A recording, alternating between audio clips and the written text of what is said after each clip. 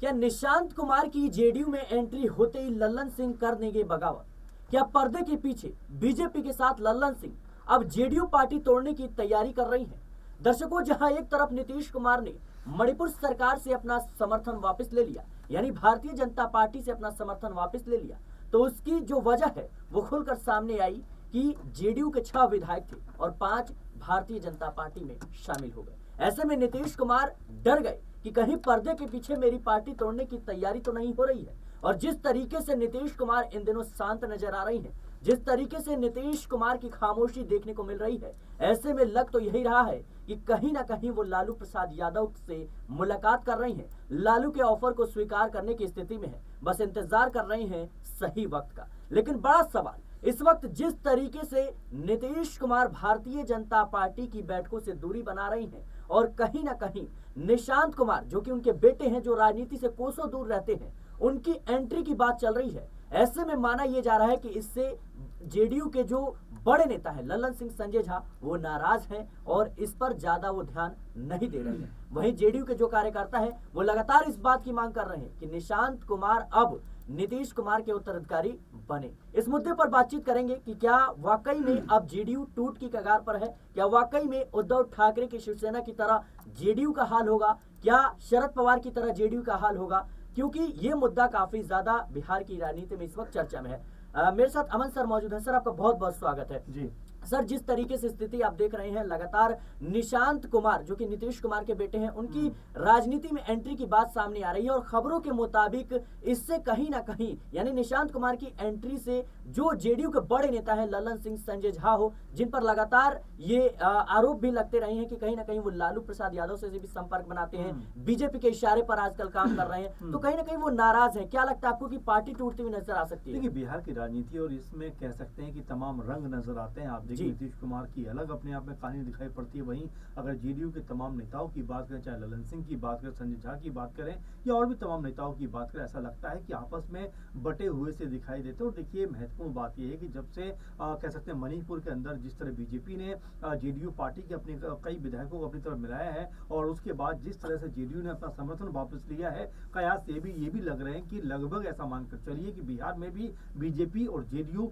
दोनों अलग होते हुए दिखाई पड़ रहे हैं या फिर अंदर खाने में लगभग अलग हो चुके हैं। ऐसे में क्या जो बीच की कड़ी है, जिसमें लल्लन सिंह आ सकते हैं, जिसमें संजय झा आ सकते हैं या इक्का दुक्का नेता और भी है वो भी आ सकते हैं, कि यहाँ से जो कह सकते हैं कि चीजों को ठीक करने का प्रयास कर रहे हैं, क्या बीजेपी के साथ दोबारा बेहतर संबंध स्थापित करने की कोशिश कर रहे हैं। क्योंकि नीतीश कुमार की जिस तरह से खामोशी नजर आ रही, जिस तरह से कई बड़े मुद्दों पर भी वो चुप है, इसका मतलब कहीं ना कहीं गंभीरता के साथ चीजों को लेकर विचार विमर्श कर रहे हैं। और क्या यहाँ से बीजेपी के साथ अलग होकर बिहार के अंदर तो कम से कम अलग चुनाव लड़ते हुए नजर आ सकते हैं। ये जी लगातार कहा जा रहा है, लगातार बताया जा रहा है कि क्या यहाँ से कोई बड़ा फेरबदल बीजेपी की कह सकते हैं अंदर खाने में होता हुआ दिखाई पड़ सकता है। क्या जेडीयू के अंदर खाने में कोई बड़ा फेरबदल होता हुआ दिखाई पड़ सकता है। क्योंकि दोनों बड़े दल हैं, तो ऐसे में चुनाव से पहले क्या आपस में जो मतभेद दिखाई पड़ते हैं, सुलझाने का कोई रास्ता दिखाई पड़ सकता है। क्योंकि लल्लन सिंह हो जी या और बाकी नेता हों, ऐसा लगता है कि बीजेपी की कहीं ना कहीं कही गई बात को दोहराते हुए दिखाई पड़ते हैं या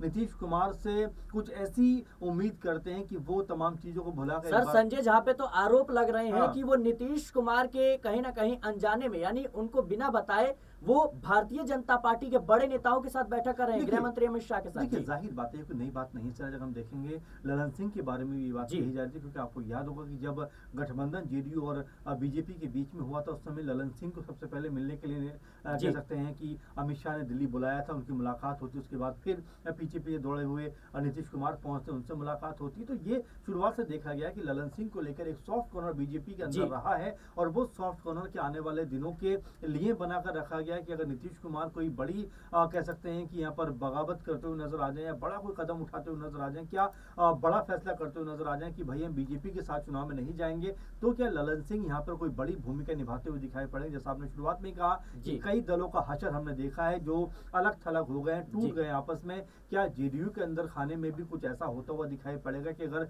नीतीश कुमार नाराज होकर इस तरफ जाते हैं तो क्या लल्लन सिंह इसको कवर अप करते हुए नजर आ सकते हैं। ये कई सवाल हैं जो उठ के सामने आ रहे हैं, क्योंकि लल्लन सिंह की जो बोली है, भाषा है, वो लगातार ऐसा लगता है कि बीजेपी के द्वारा कही गई है। आप देखिए, चाहे मुस्लिमों को लेकर बयानबाजी हो जी वोट को लेकर जो चीजें सामने आ रही हैं उसको लेकर बयानबाजी हो, इन तमाम चीजों पर नीतीश कुमार की राय अलग दिखाई पड़ती है, तो ललन सिंह की राय जो है वो उनसे जुदा नजर आती है। यही लगता है जो सियासी गलियारों में कि क्या यहाँ से पार्टी के अंदर भी कोई बड़ा कह सकते हैं कि यहाँ टूट या एक तरीके से बड़ी दो हिस्सों में पार्टी जो बढ़ती हुई नजर आ सकती है। आप देखिए ये भी कहा गया है कि भाई 10 से 11 जो सांसद हैं वो बीजेपी के संपर्क में जा सकते हैं या ललन सिंह उनको बीजेपी की तरफ मोल्ड कर सकते हैं। इसीलिए नीतीश कुमार जो अपने आप को फंसा हुआ सा महसूस कर रहे हैं, क्योंकि देखिए बीजेपी के लिए इस तरह की चीजें करना कोई नई बात नहीं है। जैसा हम कई बार जिक्र कर चुके हैं, चाहे एनसीपी की बात करें, चाहे शिवसेना की बात करें, चाहे एलजेपीआर की बात करें, चाहे मुकेश सहनी की पार्टी की बात करें, जी चाहे मणिपुर में जेडीयू की बात करें, इन तमाम पार्टियों को जिस तरह से बौना किया है बीजेपी ने, उससे साबित होता है कि राजनीति में अपने आप को मजबूत रखने के लिए बीजेपी किसी भी हद तक जा सकती है। और ऐसे में नीतीश कुमार के सामने यही संकट खड़ा है कि अगर वो इस तरफ जाते हैं तब उनके लिए परेशानी, उस तरफ जाते हैं तो परेशानी, कहीं वो अपनी राह अकेले चलते हुए नजर ना आ जाए। क्योंकि इंडिया गठबंधन हो या बीजेपी हो, दोनों तरफ से कहीं ना कहीं उनके लिए कह सकते हैं कोशिशें हो रही है कि भाई आप हमारी तरफ आइए, आप हमारी तरफ रहिए। बड़ा सवाल ये रहेगा मेरा कि जिस तरीके से देखा जाए तो नीतीश कुमार को लेकर ये कहा जा रहा है कि अब उनकी राजनीतिक सफर का ये आखिरी दौर चल रहा है और इसके बाद जेडीयू की कमान जो ललन सिंह है, संजय झा है या फिर और भी जेडीयू के बड़े नेता है उनके हाथ में जाएगी। लेकिन निशांत कुमार की अगर एंट्री होती, क्या ललन सिंह नाराज हो सकते हैं? अभी ये कहना कि उनका जो राजनीतिक आखिरी दौर चल रहा है, मुझे लगता है जल्दबाजी होगी। मांझी को आप देखिए 80 साल के प्लस होने जा रहे हैं, अभी भी राजनीति पूरी तरह से एक्टिव है। तो नीतीश कुमार के लिए, क्योंकि ये बात कुछ दिनों पहले भी कही जा रही थी कि भैया नीतीश कुमार नहीं बनेंगे, कोई और बनेगा, लेकिन अभी आप देखिए माहौल जो बिहार में बनता हुआ नजर आ रहा है कि एक बार फिर नीतीश कुमार सरकार। तो कहने का मतलब यही है कि नीतीश कुमार को लेकर जल्दबाजी में कोई प्रेडिक्शन करना मेरे ख्याल से किसी भी पार्टी के लिए मुश्किल हो सकता है। और यही वजह है कि नीतीश कुमार पल पल अपनी जो कह सकते हैं कि जो उनके विचार है, सोच है, रणनीति है, समीकरण उसको बदलते हुए नजर आते हैं। और नीतीश कुमार कब क्या कर बैठे ये कोई नहीं जानता, क्योंकि उनके इर्द गिर्द जो है वो बिहार की पूरी राजनीति घूमती हुई नजर आती है। बीते 18-20 साल से तो लगातार यही देखने को मिल रहा है कि नीतीश कुमार राजनीति के केंद्र बिंदु बने हुए हैं, उन्हीं के आसपास जो है पूरा पॉलिटिकल माहौल बनता हुआ दिखाई पड़ता है। इसीलिए बीजेपी ना उनको साथ लेकर चल पा रही है, ना उनको अलग छोड़ना चाहती है, क्योंकि उनको भी पता है कि अगर नीतीश कुमार नाराज होकर अलग हुए तो यहाँ बीजेपी की हालत भी खराब हो सकती है। और यही बात कांग्रेस पार्टी या इंडिया गठबंधन को भी पता है कि अगर नीतीश कुमार हमारे पाले में आ जाए तो हमारी स्थिति मजबूत हो सकती है। तो फिलहाल अगर मिला जुला कर देखा जाए तो इस खेमे की बात करें या उस खेमे की बात करें, दोनों खेमे को जो बीच में खड़े नीतीश कुमार चाहिए। ऐसे में क्या बीजेपी के साथ जो नाराजगी खबरें आ रही हैं वो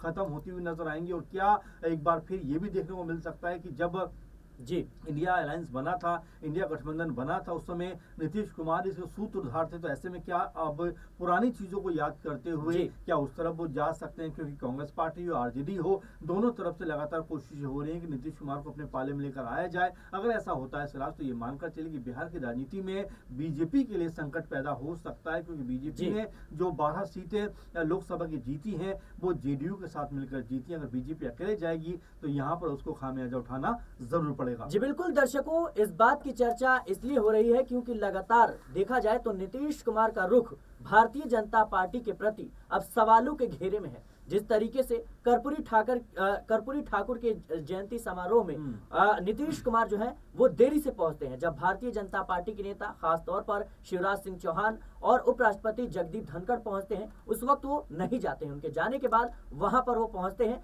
और माल्यार्पण करते हैं। लेकिन नीतीश कुमार देखा जाए तो अब कहीं ना कहीं भारतीय जनता पार्टी की बैठकों से दूरी बना रही है। और वहीं निशांत कुमार की एंट्री को लेकर लगातार चर्चा हो रही है। खुद निशांत कुमार से जब सवाल किया जाता है तो वो इस पूरे मुद्दे को लेकर, जैसे उनके पिता की आदत है कि चुप्पी साध लेते हैं जब कुछ बड़ा करने जाते हैं, तो वैसे ही निशांत कुमार इन सवालों के जवाब नहीं दे रहे हैं, चुप नजर आ रही हैं। और जिस तरीके से निशांत कुमार लगातार अपने पिता नीतीश कुमार के लिए वोट मांग रहे हैं, लगातार कई राजनीतिक कार्यक्रमों में नजर आ रही हैं, ऐसे में माना जा रहा है कि जेडीयू की कमान अब उनके हाथ में होगी। और इस बात के भी कयास लगाए जा रहे हैं कि निशांत कुमार की एंट्री होते ही जेडीयू कहीं ना कहीं उसमें फूट पड़ती हुई नजर आएगी। ललन सिंह, संजय झा जैसे बड़े नेता है वो इस बात के बिल्कुल खिलाफ है कि नीतीश कुमार परिवारवाद के खिलाफ रहे हैं और फिर अपने बेटे को क्यों कमान सौंप रहे हैं। फिलहाल इस मुद्दे को लेकर आपकी क्या राय है हमें कमेंट बॉक्स में जरूर बताएं। देश और दुनिया की तमाम खबरों के लिए बने रहें नेक्स्ट 9 न्यूज के साथ।